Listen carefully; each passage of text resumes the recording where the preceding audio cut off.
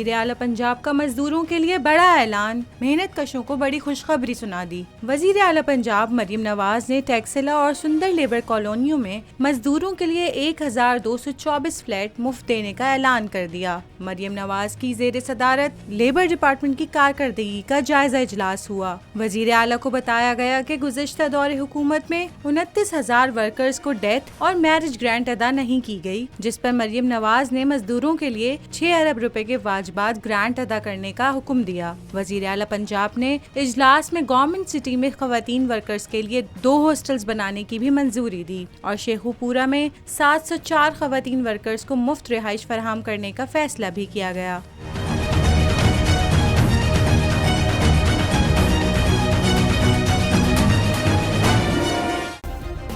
Subscribe करें और bell दबाएं ताकि कोई खबर रह न जाए।